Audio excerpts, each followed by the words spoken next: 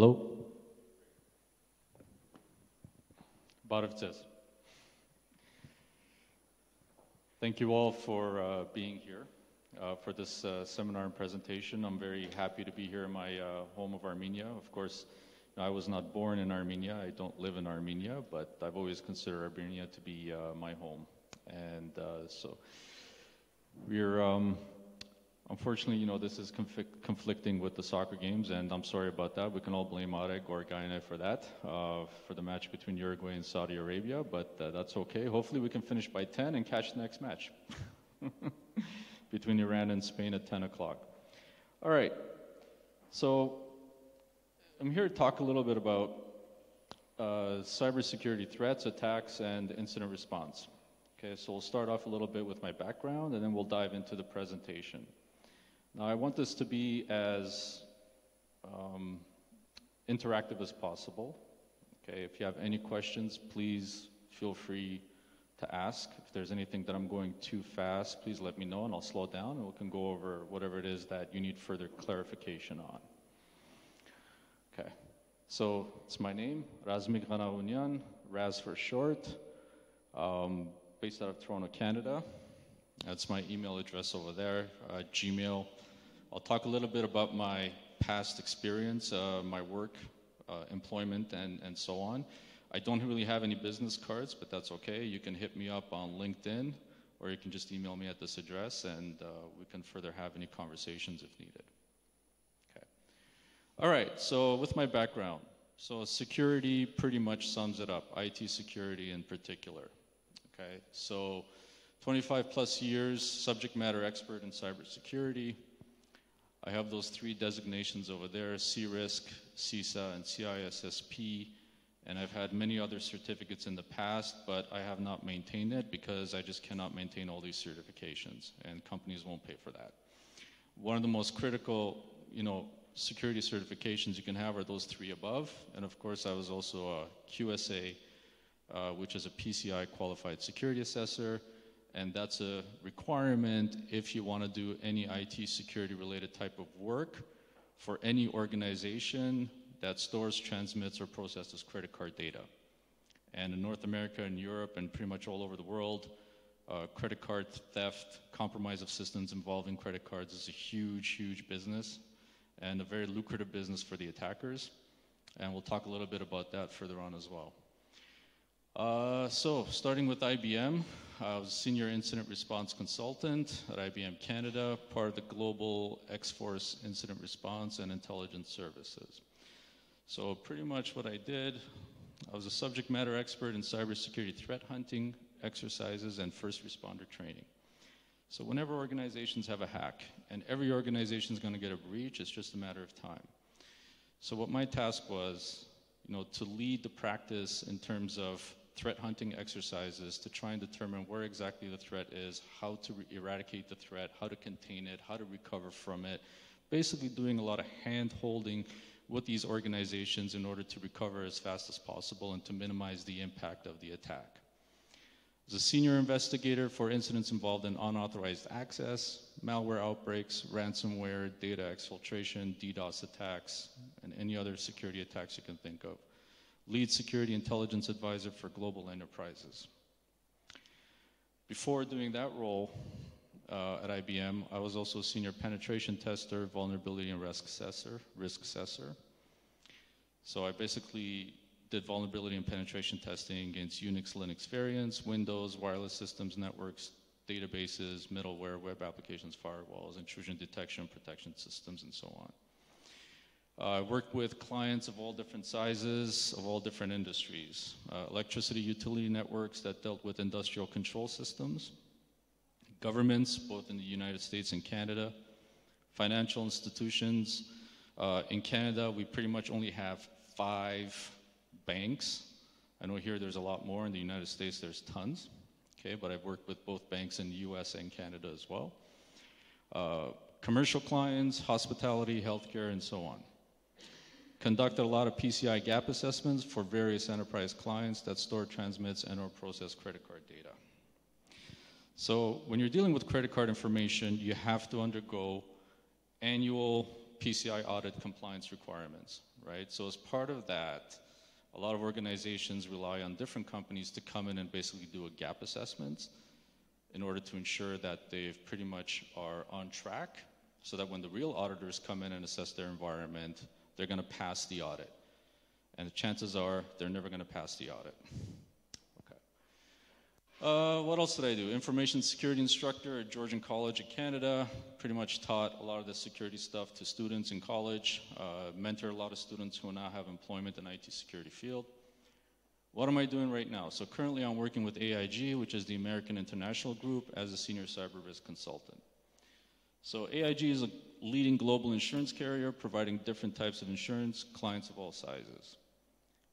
Like any other insurance, we assess the risk, and insurance premiums are paid by the client based on their risk profile. So essentially what we're doing is as follows. We all know about car insurance. If you don't have brakes, we're not going to insure you. If you're a drunk driver, repeat offender, we're not going to insure you. If you've gone through red lights, we're not going to insure you. Or we might insure you, but your premiums are going to be extremely high because you are high risk.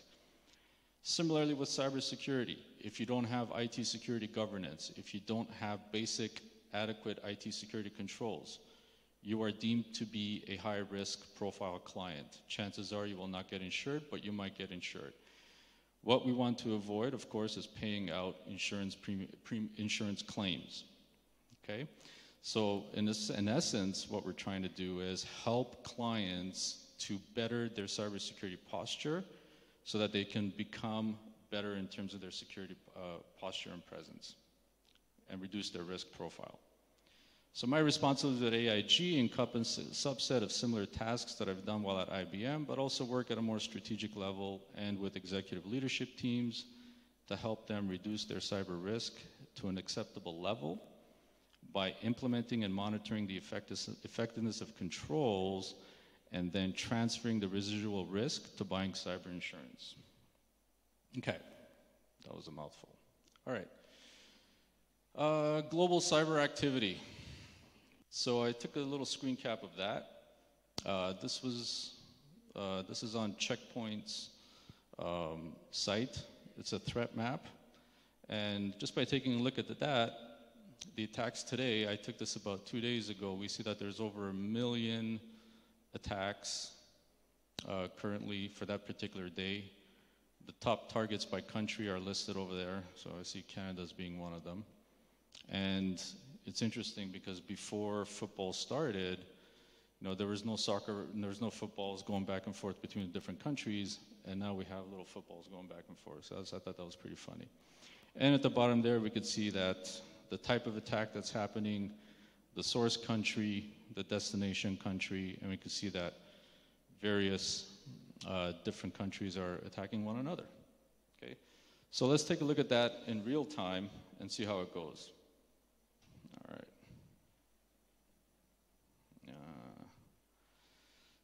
All right.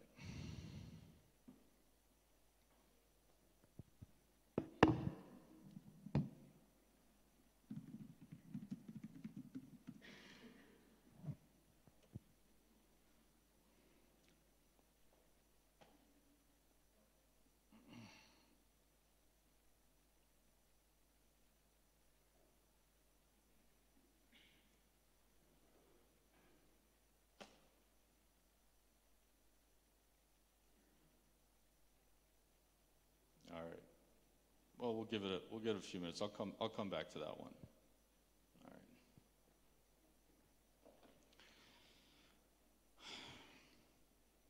All right, the threat actors. So who are the threat actors? So we have the hacktivists. So these are the groups that are fighting for a, quote, just cause, typically making a political statement. So one of the groups I can think of right off the bat is Anonymous. Cyber espionage and state-sponsored attacks. So I'm sure we've all heard of the Russian meddling in US elections. Perhaps China is infiltrating the US government. North Korea launching massive, oops. Oh, that's okay.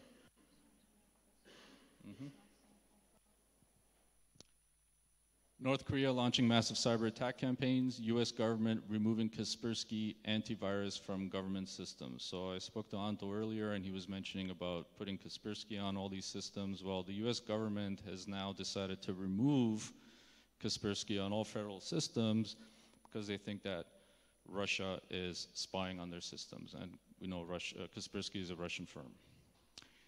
We have the cyber criminals, typically done for monetary purposes. Think ransomware attacks that demand bitcoins for decrypting your files. Okay, so I've worked with a lot of cases where clients have been hit by ransomware, and now I'm not sure what the Bitcoin is going for. Maybe one Bitcoin is about $8,000 to $10,000 US, I'm not sure. Before it was $200, and a lot of clients got hit, and they called us up. I worked with our emergency hotline where anybody in the world can basically call IBM's Incident Response Center, and I worked that hotline, and there's a lot of cases with ransomware. I'm going to talk about WannaCry later on as well. In one particular case, it was a small dentist firm in Canada. They called me up and they said, I got hit. And I said, okay, what do you want me to do? We charge a lot of money for this. You're just a small firm. And they said, well, I'm not sure. They're demanding 2 Bitcoins, which was around $400 at the time. I said, you know what? You can either pay us to come in and do all this forensics work for you and determine the root cause, but we pretty much know what's happened here. You got hit. I said, what about your backups? Can you restore from backups? And what are they telling me? They said, well, we have a backup. It's like a 4 terabyte drive that's connected to our server, and the server got hit, which then also encrypted the files on that external terabyte drive. So their backups got encrypted as well. So what they decided to do was pay the ransom. Did it work? Fortunately for them, yes, it did work. Okay, they got the decryption key, but it was a nightmare just trying to set up the Bitcoin wallet, trying to work with the attacker, trying to negotiate, because you could negotiate with these guys. Maybe you can't afford $400. Maybe you're just a student. Maybe you're just, basically you got no money. So you can negotiate and bargain with them, right? Can you help me out? Give me a discount. And they can help you out. They want you to be a repeat customer. It's all about customer service. Okay. Script kiddies. So these are not professional hackers or security programs, but just rather point and shoot, right? So there are many YouTube videos on how to do damage with little to no experience, and hacking tools are readily available to download for free. Think of all the Linux penetration testing distributions like Kali Linux. You can just download that, and all the pen test tools are readily available. Just point and shoot, and you can do a lot of damage without really knowing what's under the hood and how it works. Okay. Insider threats, disgruntled employees, internal fraud. This can also include non-intentional security incidents. And because they are trusted employees, the damage can be great. Think of employees sending confidential data to a non-corporate email, or an IT administrator that falls for a social engineering attack like a phishing email. This is really a worst case scenario because the IT administrators typically have the keys to the kingdom. They have administrative privileges across the network, and if their credentials get compromised, that's going to be a disaster for that organization. All right. Cyber attack campaign, APT28, also known as Fancy Bear, Russia. FireEye, which is a leading security firm specializing in cybersecurity breaches, published a report in 2014 that exposed the large-scale global cyber attack of a hacker group, Fancy Bear. That's what they named it, with members of the Armenian military among their targets. This group is also associated with the alleged US presidential elections meddling. I put that in quotes because I'm not going to say that Russia did this or Russia did that or North Korea did this. That's not my job to point the blame. My job is to essentially do a root cause analysis, give that to the client and say, here you go, these are the facts. What you do with the facts is totally up to you. If you want to blame, Russia for it, that's your call. I'm not the one that makes that decision. So when they say Russia meddling, I kind of have my doubts. It's not as straightforward as it seems. Fancy Bear hackers in 2014 established the mail.rnil.am phishing site. So if you take a look at that, it looks like mail.mil.am, which is Armenia's military domain. So it's very similar, and if you don't really look at that carefully, you might fall into that trap, okay? You think it's the Armenian Ministry of Defense. The trick made it possible to target members of the Armenian military by hosting a fake login page. All right. An updated report in 2017 states that several high-ranking military officials and diplomats have fallen victim by this type of attack. Aravot Press asked the press secretary of the Ministry of Defense, Artsun Hovanesyan, asking whether or not we suffered from this attack or why the attack was by the Russian hackers. What was his response? We cannot say where they are from. The real ownership of hackers is hard to understand. I agree with that. But there are always attempts to attack our pages and websites. This is an information fight, and the opponent is always aggressive. Okay, I like that response. To the other question, what did we suffer from this attack? He replied, we have not suffered much. Let me say, they have suffered more. Now, when I take a look at that, I'm like, I don't know about that. Maybe, maybe not, I don't know. What's being told publicly is one thing, but really what happened could be another. Not sure, maybe it's right. Not much happened.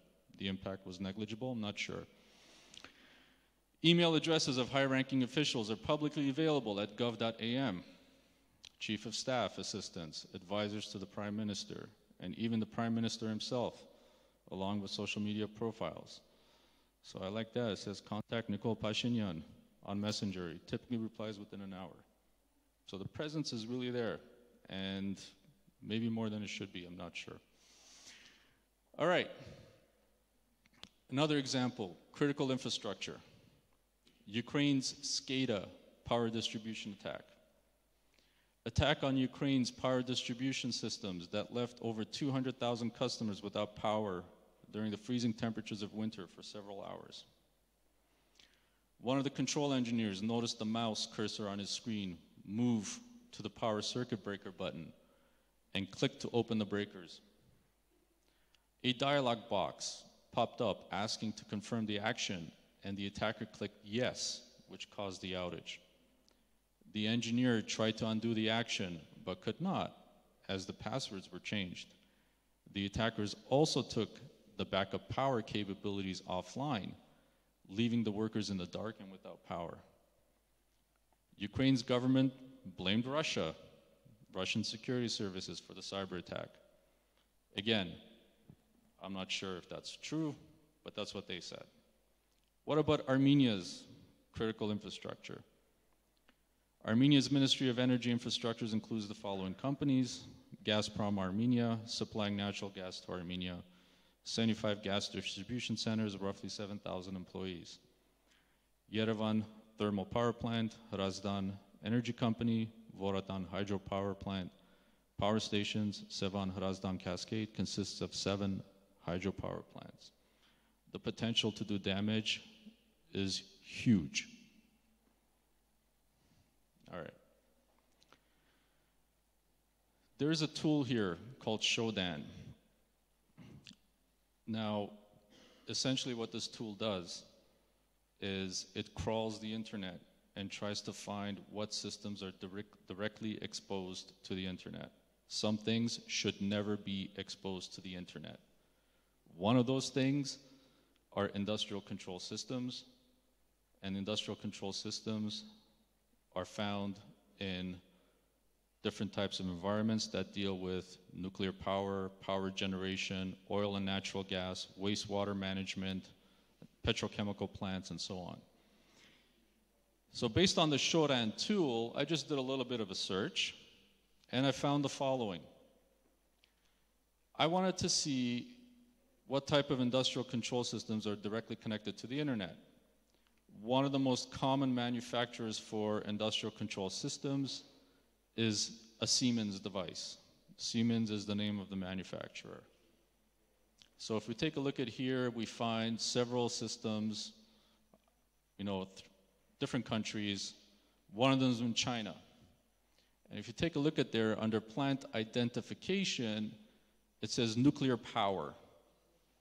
Now, how many of you think that there's actually a industrial control system that is controlling the nuclear power plant in China that is directly connected to the internet?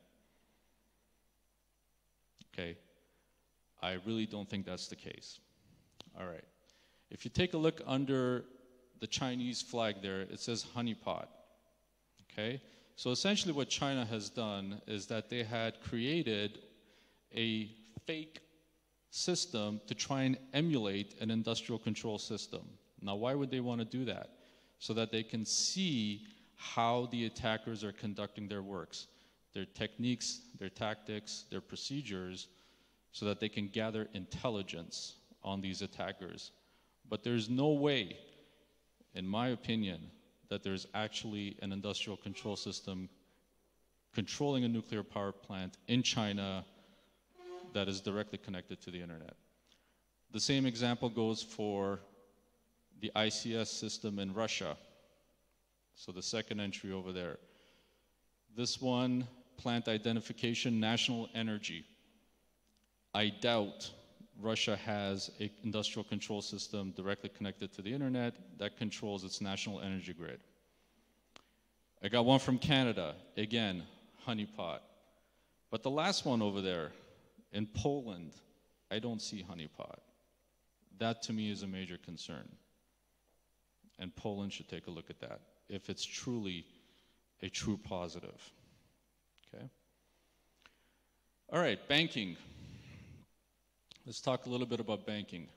Bangladesh bank robbery. Now, it's funny, there was a water park or something like that in Bangladesh here, and I told my daughter, maybe we can go there, and my daughter looked at me and said, what? We're going to Bangladesh? I said, no, no, no. It's Bangladesh, Armenia. We're not actually going to Bangladesh. Relax. Okay.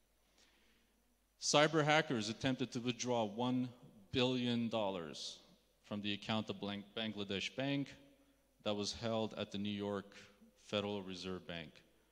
They succeeded in making 5 withdrawal transactions worth at $100 million. $20 million was traced to Sri Lanka, $80 million to the Philippines.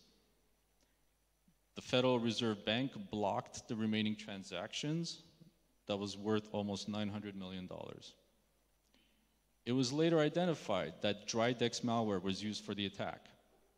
This malware uses Microsoft Word macros as the attack vector, which then acts as a keylogger, stealing information such as banking credentials as the bank employee types those credentials on the payment transfer systems. So essentially the attackers got the credentials, and from there they were able to do wire transfers fraudulently, of course. The attackers managed to compromise the bank's computer network, observe how transfers are done, and gain access to the bank's credentials.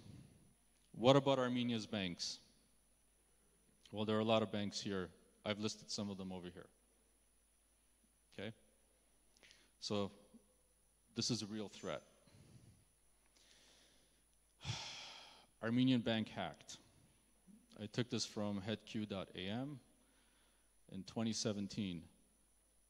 Hackers infiltrate computer systems of bank in Armenia. They steal about $273,000, of course, a lot less than the 100 million or so at the Bangladesh bank, but they managed to do it, and these don't look like Armenians to me, based on their names.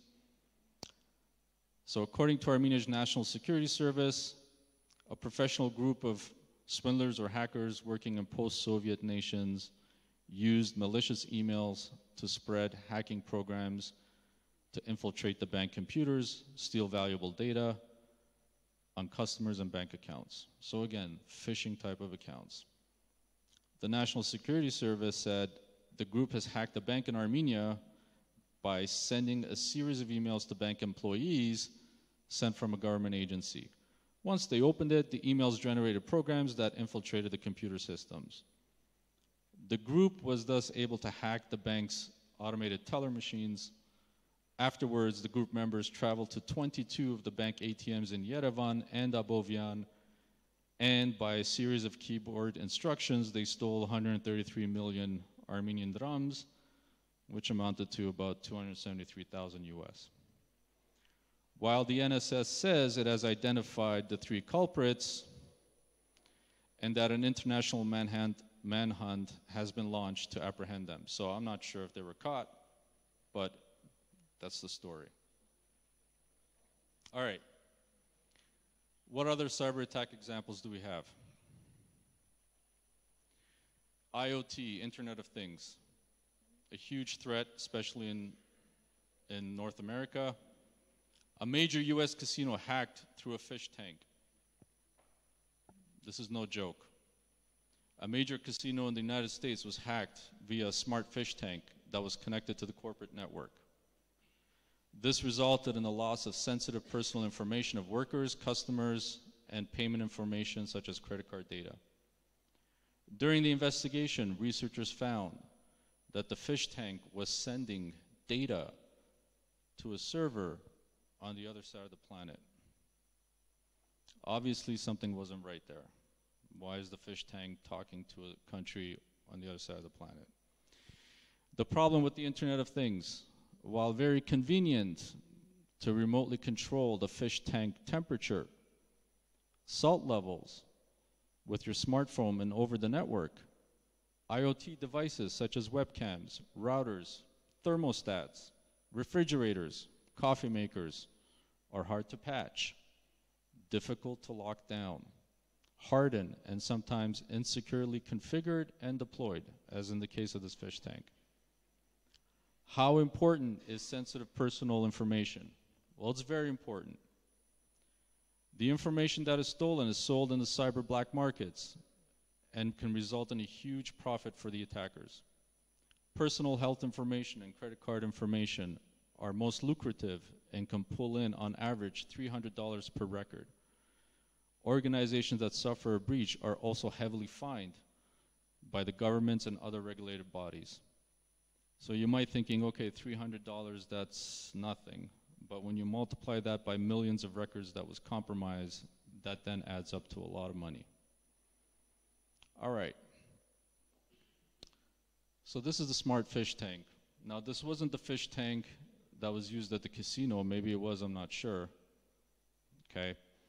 But I did a little bit of research on who are the manufacturers that produce some smart fish tanks. Okay, and I found one firm in Tokyo, and they call this fish tank Dokdo. And here you go with the smartphone, you're able to control the fish tank, no problem. Okay, so when I put here, let's see what Shodan finds for the smart fish tank. I might do that presentation a bit later on, or that demonstration. I'll come back to it. But essentially what I found was a fish tank that was found in Korea, and it was connected to the university in Korea. And the login prompt was readily available. So all an attacker has to do is gain access to that fish tank, and then from there they're going to be able to go into the university and do further damage. All right, ransomware. You pay money, you get your files back after they've been encrypted. Everyone is a target. In the US, Canada, we've seen government organizations, police, hospitals, banks, commercial companies all suffer from ransomware attacks. They not only encrypt single systems, but also spread to other systems, rendering them useless and encrypting files on the network. The ransom demands are typically fractions of a Bitcoin. So whereas before it was maybe 1 Bitcoin, now you'll probably get 0.002 of a Bitcoin, because not many people can afford 1 Bitcoin to get their files back, which is almost $10,000. How does this happen? Typically due to unpatched Windows systems. We've seen this with the WannaCry NotPetya malware last year that caused most loss in terms of financial service and disruption. So there's one company, Maersk. They're the largest shipping company in the world. They lost close to $300 million because of this attack.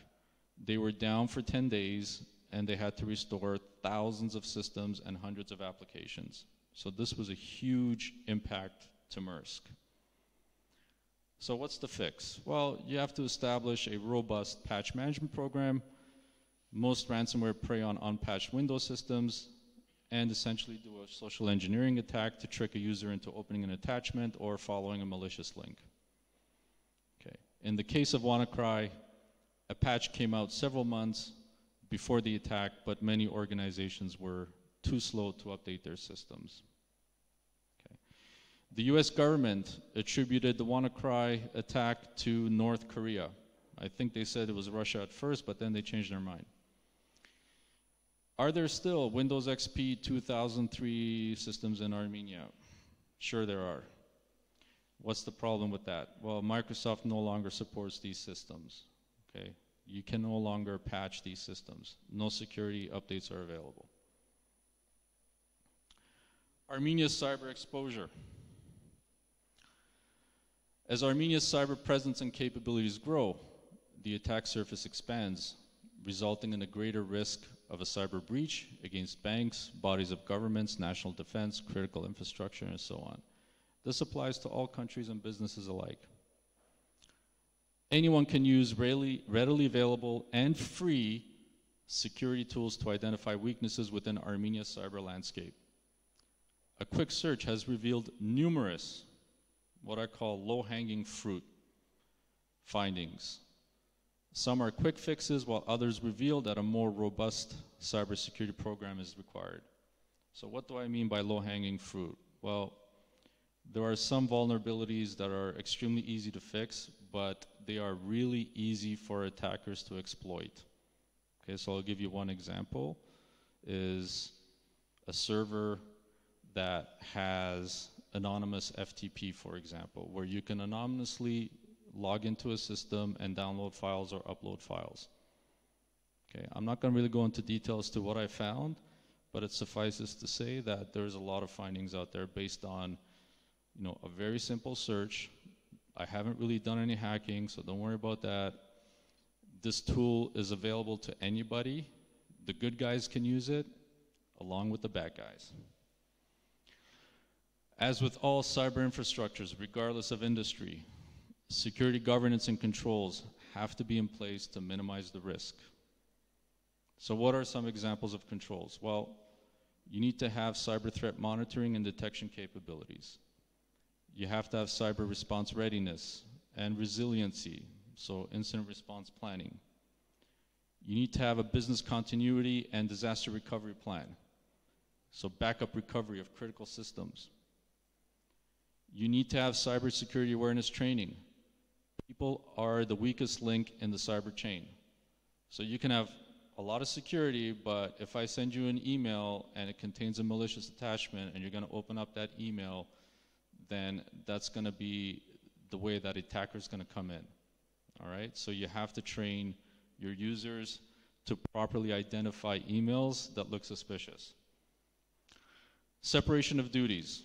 Okay, so an example of this is the IT system administrator should also not be the database administrator. Okay, those roles have to be different. Patch management, system hardening, and vulnerability management programs. So make sure your systems are patched in a timely manner. Make sure you're doing vulnerability assessments, so scanning your network, scanning your systems, making sure that your systems are patched, okay? That critical vulnerabilities don't exist.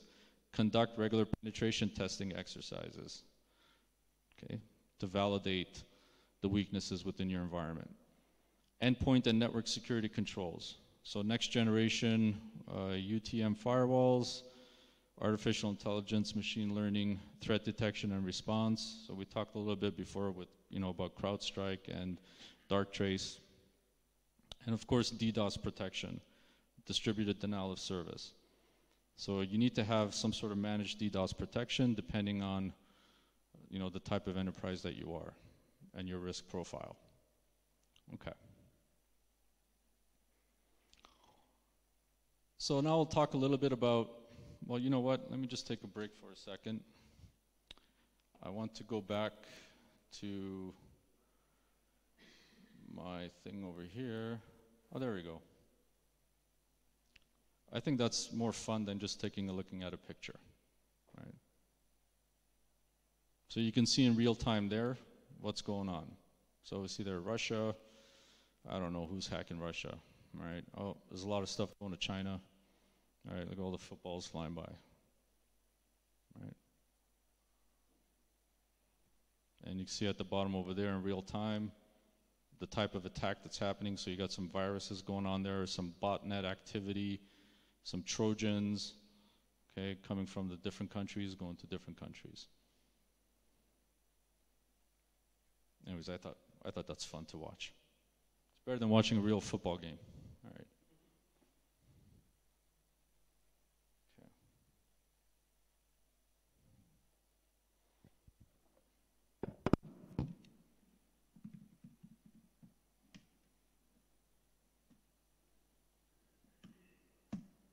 Just bear with me a second here.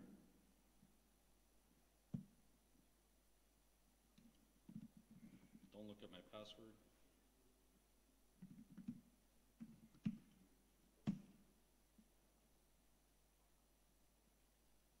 I won't save it.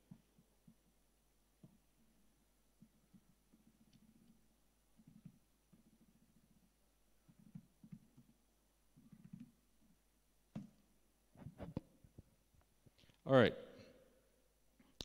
So this was the tool that I was telling you about earlier. It's called Shodan. And I mentioned earlier about that fish tank. And after I did a little bit of a research, sure enough, I came up with the Dokto. And all I did is I typed in that page, Dokto login, and there we have a system that is connected to Hambat National University, and it's running a Linux OS. Maybe it's an Android variant, and it says there Dokto login. So it looks to me like a telnet prompt, and so from there, as a hacker, start getting really excited and start thinking, hey, what am I going to do next? And let's see if we can get into that university. Okay? All right.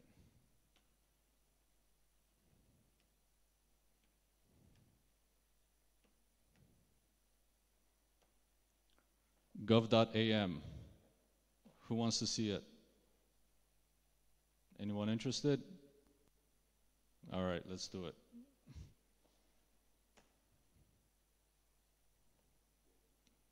All right. Not too bad. I thought there was more than that. Okay. So we see there's some findings over there, and some things don't look okay to me. There's a lot of different searches that we can do. Again, this is rarely available to everyone, both the good and the bad. Okay, so there's a lot of, I looked up for industrial control systems and all those things, so there's a lot more findings there, but this is just specifically for gov.am. If we just do country AM, we find a lot of findings. Okay. All right.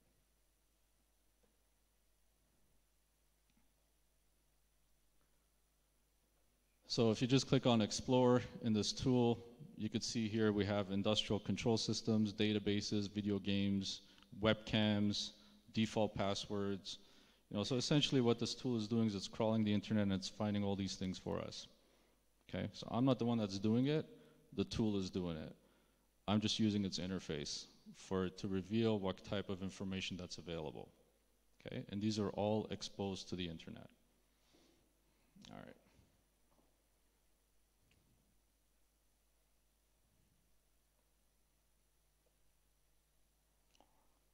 Okay.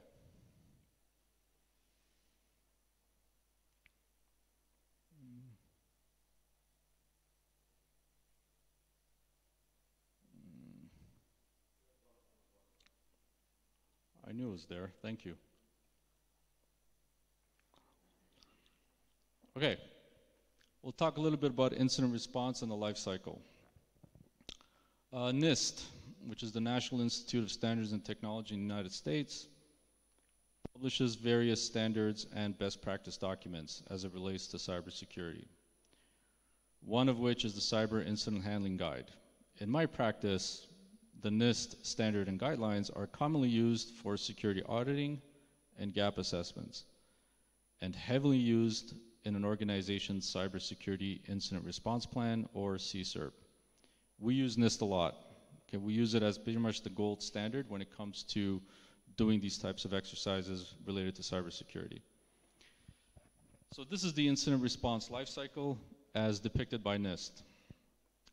It starts with preparation, goes to detection and analysis, containment, eradication, and recovery, and post-incident activity. I'll be talking about this in further detail in the next slides. But we can see here the arrows are going from one phase to another and then back to another phase, and this kind of makes sense because once you do detection and analysis of a threat, you're going to work towards containing it, but then something else could come up, in which case you're going to go back to your detection and analysis stage. Okay, and we'll talk about the different phases in the next slide. All right, preparation. This is perhaps the most important phase. Preparation is key along with early detection and rapid response. Preparation can be anything from ensuring a CSIRP is in place, that controls have been implemented, systems have been patched in a timely manner, firewall rule sets are reviewed, change management processes are in place, web applications are securely coded, security awareness training, accurate inventory of systems. So these are all part of the preparation phase of the incident response lifecycle, and that's key. The next stage, detection and analysis. If you cannot detect a threat, this is obviously a problem. Most enterprises deploy a SIM solution that collects security events from various different systems, correlate the findings, and trigger security offense alert for security analysts to later analyze and conclude if it is a true positive or maybe it's a false positive. If it's a true positive, a severity level must be assigned and the incident response plan must be activated accordingly. So obviously we want to make sure that we determine whether a security offense is a true positive or if it's a false positive. Okay, we don't want to have an incident where essentially it slipped under the radar and it goes undetected. Containment. So containment of the threat must be quick and effective to ensure the threat does not spread to other systems and cause further damage. This can involve changing credentials, updating firewall rule sets and AV signatures, and disconnecting impacted systems. So when WannaCry came out in 2017, it was a Friday afternoon, and I was on the hotline, 24/7 hotline, and my phone started ringing off the hook. It was crazy. I've never seen anything like that. I must have gotten about 70 different calls that day, all over the world. Spain, Peru, Argentina, UK, you name it. It was all happening. And at first, I'm thinking, what's happening? There must be some sort of a correlation here. And they're telling me that there's a threat in the environment and it's spreading. And it's encrypting systems. And one of the first things I said, look, I don't really know what's happening. I'm just doing initial triaging right now for you. Based on what you're telling me, one of the first things I recommended is start making changes to your firewalls so that now you are segmenting and you're isolating, you're quarantining those impacted systems. So I'm not sure if you guys know about the WannaCry specifics, but the way it works, it spreads using the Microsoft file sharing protocols. Okay. Now, if you just put firewall rules that will block the traffic, that may cause a lot of damage to your enterprise because that Microsoft protocol is used for a lot of legitimate purposes. And if you block that, you might break a lot of different operations and systems and processes within your environment. So that has to be done very carefully. You have to weigh out the risk. If you're thinking that it's better to contain the threat and it's okay if we deal with an outage, then that's the way to go. But if you think that it's going to cause a lot of service disruption, then you have to think of a plan B. Okay, but that's an example of doing a containment exercise. Eradication and recovery. Removing the threat from impacted systems and continuous monitoring afterwards to make sure that operations are back to normal. And no remnants of the threat exist. This may involve a complete reinstall of your systems and applications. So we saw what happened with Maersk. How did they recover? Well, they essentially had to restore thousands of servers, hundreds of applications, and they were down for several days. All right, post-incident activity or lessons learned. As with any incident, a lessons learned exercise must be conducted in order to determine what went wrong with the response and how it can be improved.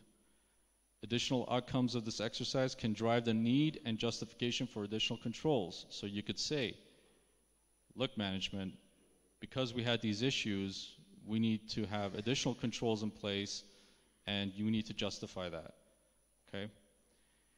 If a DDoS attack caused an outage of 2 days and unacceptable loss, consider investing in a managed DDoS service. This can be quite expensive, but there's a saying, an ounce of prevention can produce a pound of cure. What does that mean? It means, well, you're going to invest a little bit right now in security controls, but later on that's going to save you, because once you get hacked, the cost, the loss that you're going to suffer is going to be potentially a lot. That's essentially what that means. So you have to do a cost-benefit analysis, a risk analysis, in order to determine if the cost of a control makes sense for what you're trying to protect. Okay? All right. Okay. The CSRP itself, the incident response plan. Any incident needs a well-established plan to respond quickly and effectively and ensure the impact is minimized. The last thing you want is confusion and panic when a high-severity incident happens. And I've seen this a lot. Okay? I've seen this in environments where there's ransomware happening within the environment, and there's a lot of confusion. People don't know what to do, who to notify, what the severity is. Do we pay the ransom? Do we not pay the ransom? Do we call law enforcement? Do we have the police come in? Federal government acting depending on what type of agency you are. There's a lot of confusion. That's why we need a plan in place. A CSRP must have a clearly stated document owner and a statement of authority from a member of the executive leadership team, such as the CIO or the CISO.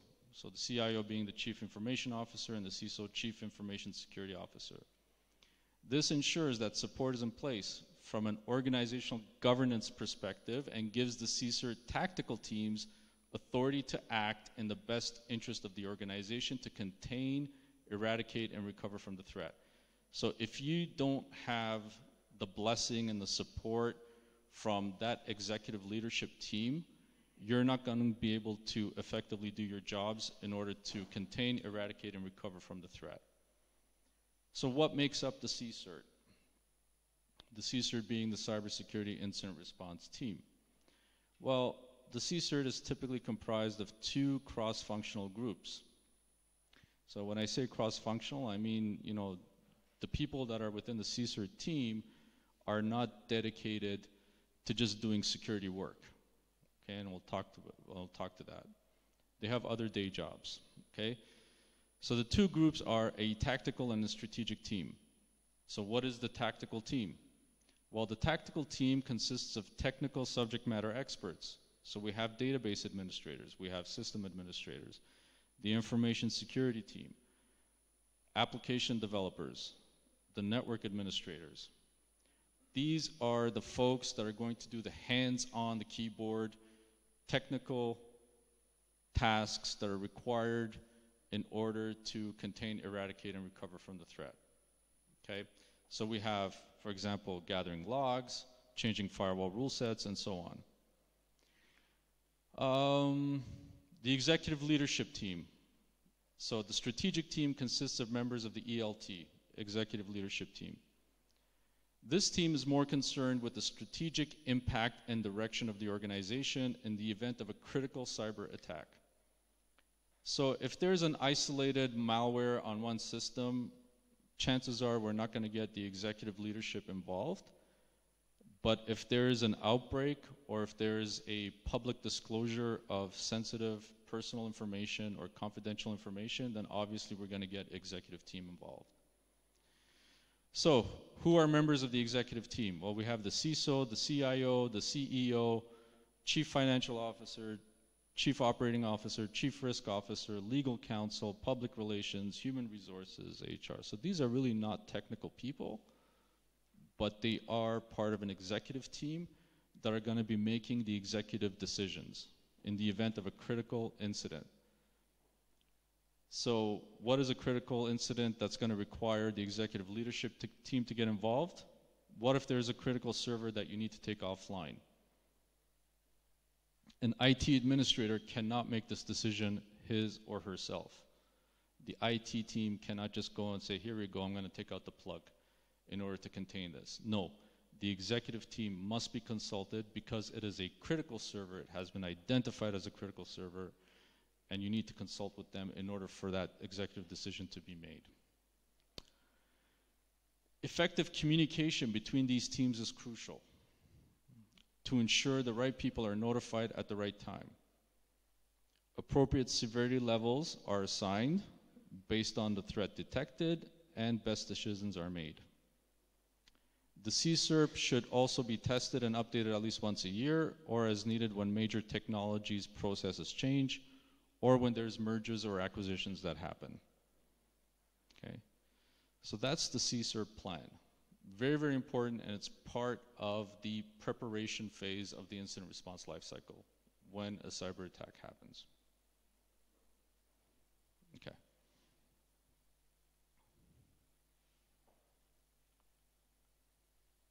All right, so here's our little simulation over here. You notice something different? Yeah, little anonymous guy, Guy Fawkes. All right, site defacement and service disruption. On the morning of May 28, which by the way happens to be the day I arrived in Armenia, the gov.am site did not look quite right. Okay, so there it is there, and there's a little picture over there at the top right that shouldn't be there. For whatever reason, Armenia's cyber defense team did not pick this up. The residents of Armenia noticed the page, and the email started flooding the gov.am personnel. Now, you know, this incident here is just an example, right? I don't really know, you know, how the gov.am functions. I don't really know the security program that's with the government, but really that's not that important. We're going to be talking about different aspects of an attack that are really prevalent regardless of the type of organization that we're dealing with. Okay? So it's not really important to be 100% accurate, but rather to try to think about, you know, how this attack could have happened, what can we do in order to contain it, to eradicate, and to recover from it. Okay? Again, this is in no way of saying that there's poor security controls with the government. It's just an example. Okay. The personnel were slow to respond, as this was the morning of Armenia's Independence Day. Several hours later, Armenia's defense team came together to triage the incident and determine the next steps. Okay? So, does anybody see a problem so far?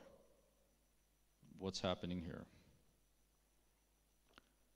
This attack was specifically targeted, and the day and the time coincided in such a way that the attackers knew there's going to be a personnel issue, okay? Because it's May 28, and it's the morning of May 28. Based on what we already know at this time, which really isn't that much, how do you think this would play out? What severity would you classify this as? Who would need to be notified and when? would we take down the site? So would you say that this is very critical right now? Or would you say, okay, it's really just the gov.am site and really there's nothing there except, you know, marketing material or whatever? What do you think? Is this extremely critical? Show of hands? Very critical? Okay, got 2 hands over there. All right. Why would you say it's critical, Anto?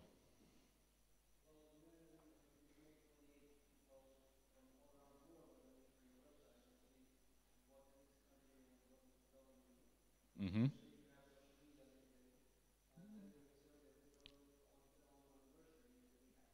Mm-hmm.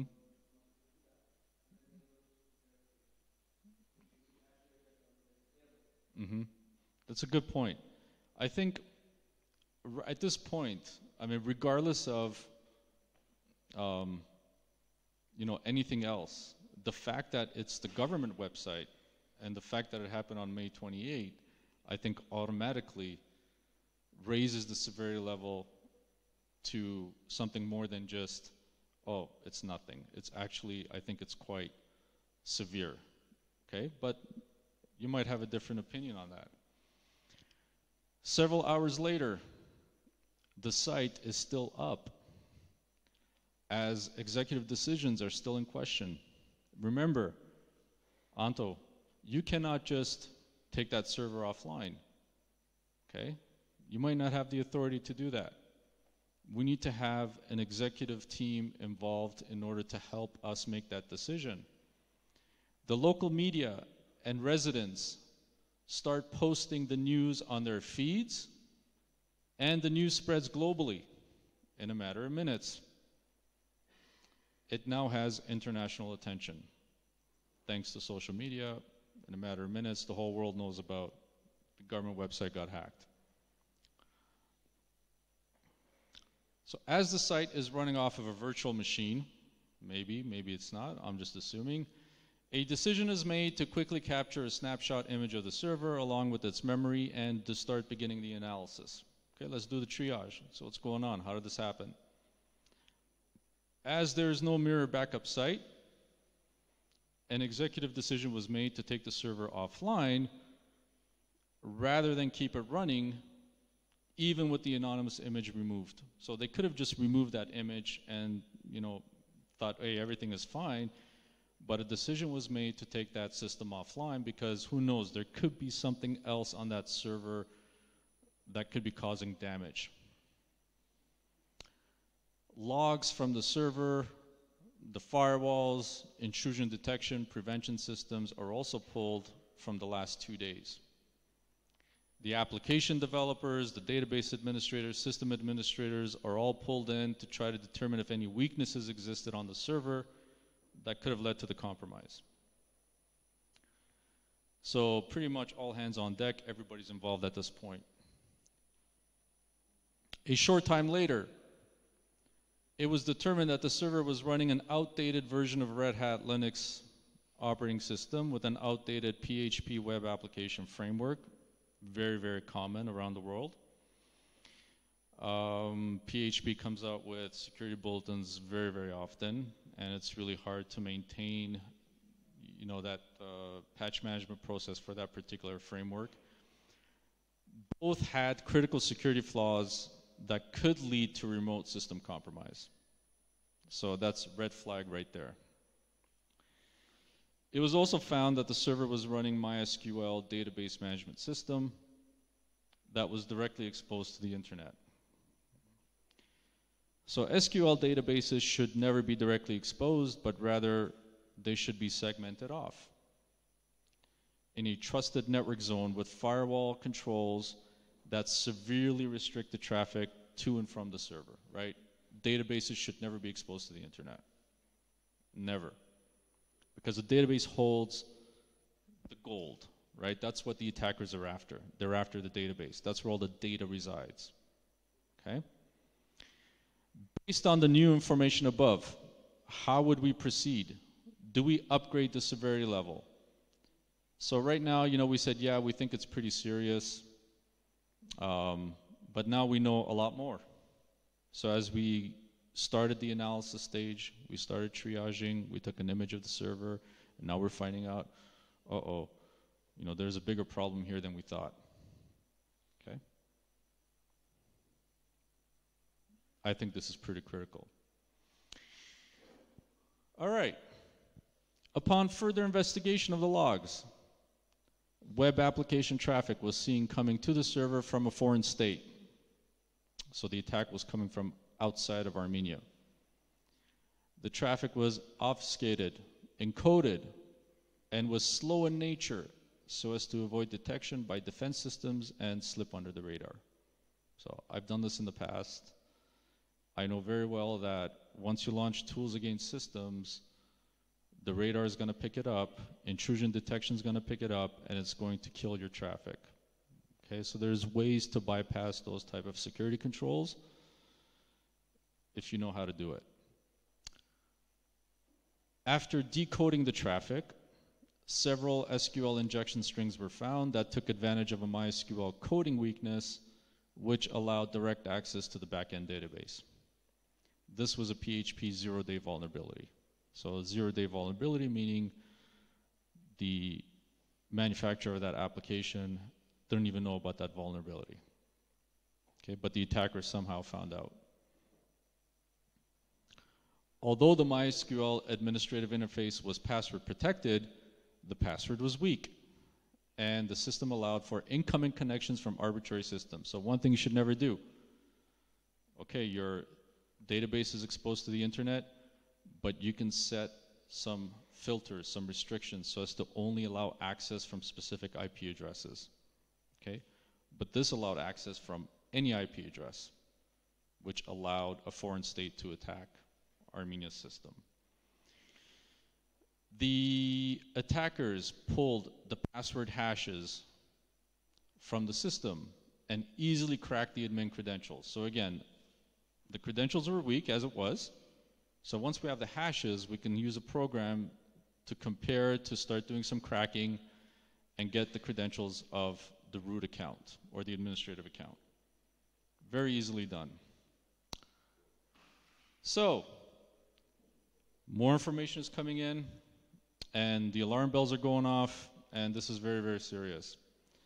Now that the attackers had full administrative rights to the database, they updated the database tables and they uploaded the anonymous image. How would this change the scenario? Is this now a severity 1 highest level? I think that we are in agreement that this is extremely serious. You know, typically severity 1 is at its highest level, and the proper teams have to be notified at the right times. But the worst is not yet over. The attackers managed to break out of the database system into the operating system by exploiting a weakness in the unpatched Red Hat Linux system. They downloaded malware tools on the server, keyloggers, and distributed denial of service tools. Researchers found that instructions were prepared to launch a DDoS attack from the system to other foreign states deemed to be adversaries to Armenia at 5 p.m. local time. So I can think of a couple of countries that think of our adversaries to Armenia. Luckily, this was caught in time. So thanks due to quick response, analysis, triaging of the situation, we managed to find the DDoS tools, and we were able to quickly remediate that by ensuring that we're taking the system offline. So we were not able, so this attacker was not able to launch DDoS attacks from Armenia to other foreign states. Okay. Okay.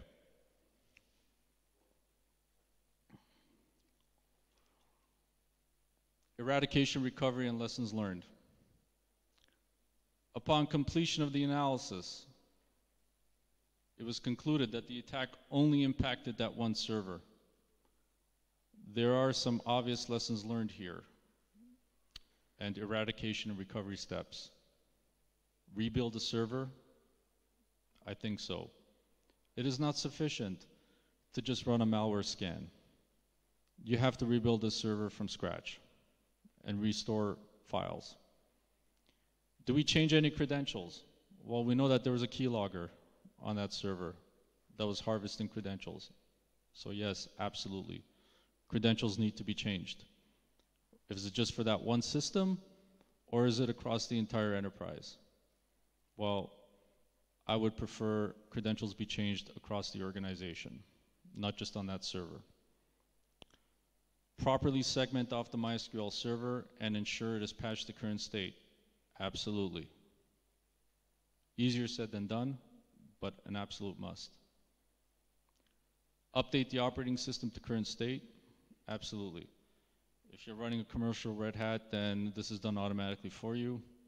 Red Hat would, well, if you have it set to automatically update your systems. Update the web application code, for sure, right? This is where we need to get the development team in place, and they need to go over that code to review it, to make sure that secure coding is in place, to ensure that this type of SQL injection type of vulnerability has been removed. Did we act quick enough? Were the right people involved? Were they available when needed on the morning of May 28? Do we have backup contacts of key CSIRT members? So let's think about it, right? May 28, I don't think a lot of people are around. Maybe they went to Dilijan, maybe they went to somewhere else, maybe they're having a great time, partying, not sure, or maybe they are available. But there also needs to be backups in the event that those personnel are not available so that we can reach their backup contacts. Should we do a full sweep of all the government systems to ensure the threat did not move to other systems? I think this is absolutely important. Do we hire an outside forensics team, or do we have the expertise in-house? So in my line of work, a lot of organizations do not have the expertise in-house. Okay, depending on the type of enterprise they are, they could, but in a lot of cases they don't.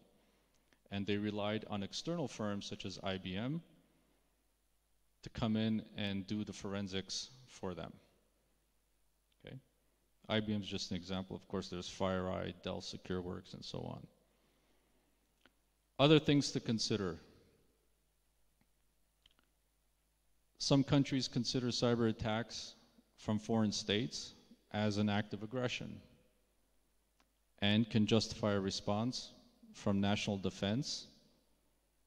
An attack is an attack.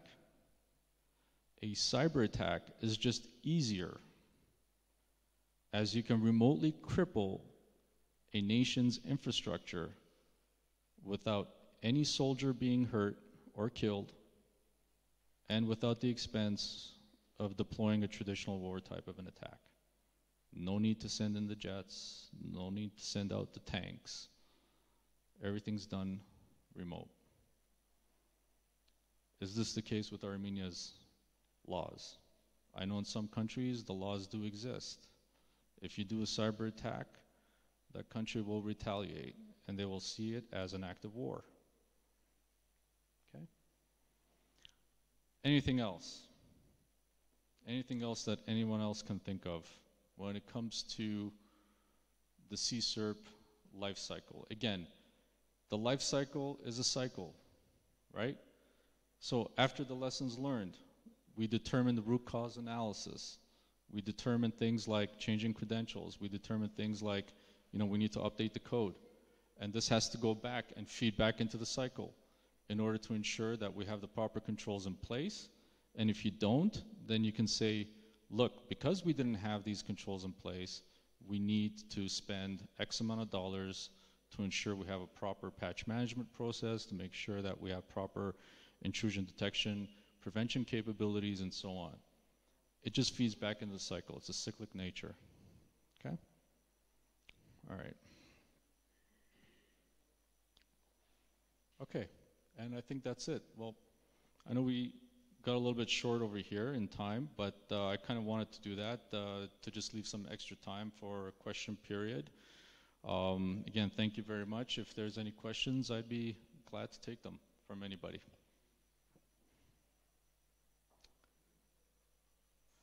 I hope you, yes, go ahead. Yes, yes.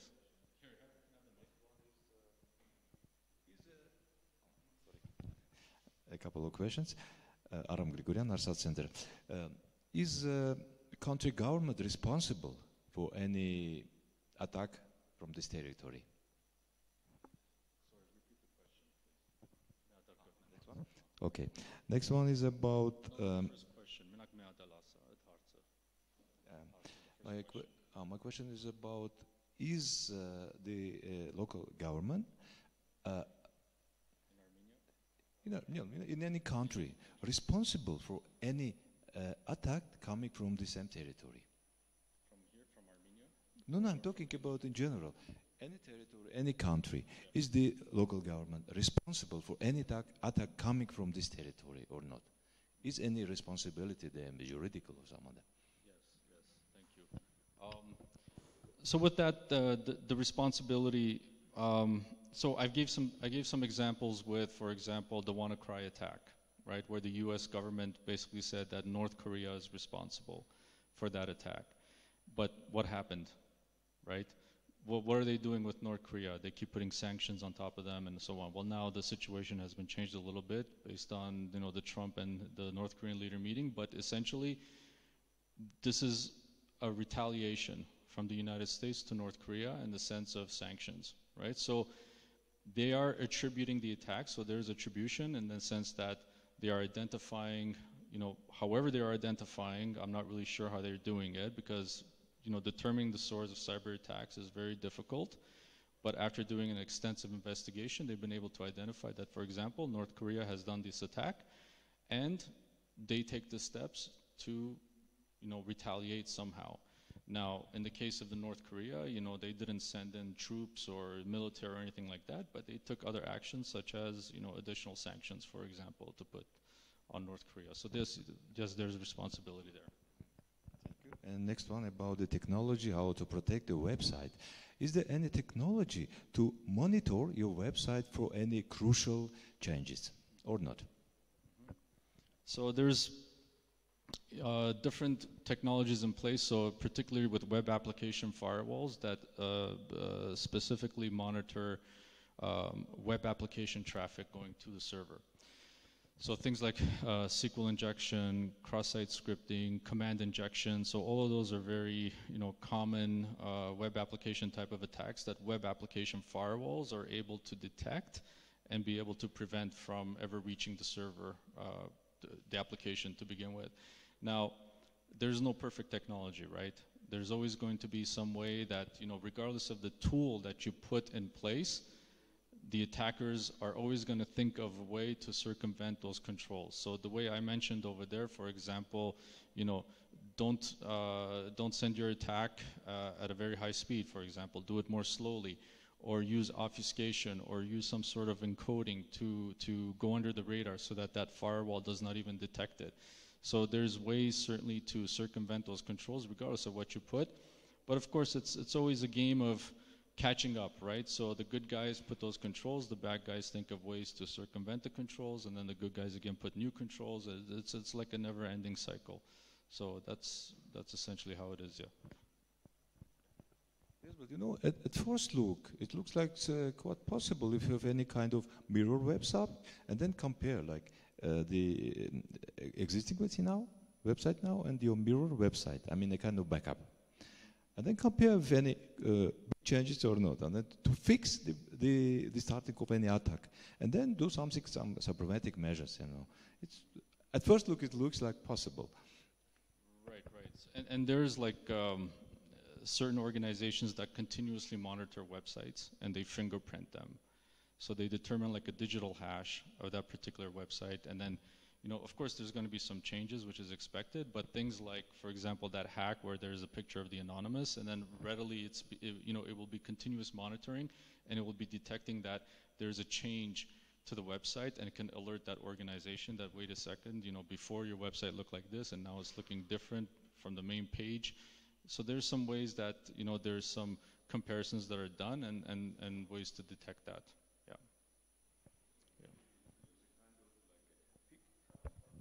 Compare like two pictures, like you kind of use big data or something like this, like one picture and another picture. And if you fix some changes and you can prevent it. Something like this. Okay, thank you. And maybe the last, could you tell a little bit about cyber insurance, you say here? What is that, and a little bit about that? Thank you. Sure, thank you. So with cyber insurance, like the AIG company that I do consulting for, they've had cyber insurance for over 20 years now. Okay, so essentially it's all about risk management with cyber insurance. So again, clients are looking for ways to reduce the impact to their financial budget, right? So if for example, you know, Maersk, the largest shipping company, so they suffered almost $300 million. So if you don't have that insurance, that $300 million will come from your pocket, right? And it's going to impact your business. But if you have the insurance, then your insurance carrier is going to pay out that $300 million or whatever it is based on your contract with the insurance carrier in order to offset that cost. So insurance is like car insurance, home insurance, right? It's the same concept. You have to make sure, you know, when you're in your house, you have to make sure you lock your door, right? You have to make sure that you have maybe, you know, a fire system in place, fire extinguisher, or, you know, some basic controls, so that when there is an event that happens at your house, you know, you have some sort of protection in place. But obviously, like for example, if there's a fire to your house is going to burn down, but you have insurance, and the insurance is going to pay for, you know, the recovery costs for your home. So the same thing applies with cyber insurance, right? Cyber insurance. So clients are getting hacked all the time, and they're looking for an insurance carrier to, you know, pay them that insurance payout. So, and they pay a premium, right? So let's say for your car insurance here, maybe you're paying $100 a year or $100 a month or something like that. So with the cyber insurance, you know, we have clients that, you know, pay maybe $5,000 a year, $10,000 a year, maybe $500,000 a year. You know, it depends, right, on that particular risk profile of that client. And we assess the risk, right? It's also similar like credit application, right? So when you go to the bank and apply for credit, they're going to look for, you know, based on your past, in Canada anyway, in the US, they look at your credit history, right? And they say, oh, you know, we gave you $10,000 before, but you didn't pay us back. So you're a bad risk. So next time you ask me for money, I'm going to charge you, instead of 10%, I'm going to charge you 30%, because now you are a high risk, right? It's a very similar concept. So we do a risk assessment, and if we determine that your cybersecurity controls are adequate, you have security governance, then you're a good risk, and the amount of premiums that you pay is not as much as if you had no controls in place whatsoever. If you had no controls in place, we might not even insure you to begin with. So that's essentially how the cyber insurance works. Yeah, of course. Yeah. Many different organizations, enterprises, international, worldwide, have cyber insurance. So maybe you heard of the Target company. It's a huge, like Walmart, or, you know, a huge department store. So they got hacked. Target got hacked, and I don't know, maybe over 100 million credit cards were stolen. Credit card information was stolen. So Target had cyber insurance, and they got paid out several, you know, millions of dollars. I'm not really sure what the payout was, but essentially, you know, they had that cyber insurance, so the impact on them was less than if they didn't have that cyber insurance, right? Yeah, thank you for those questions. Okay. Any other questions? No? Okay, thank you very much.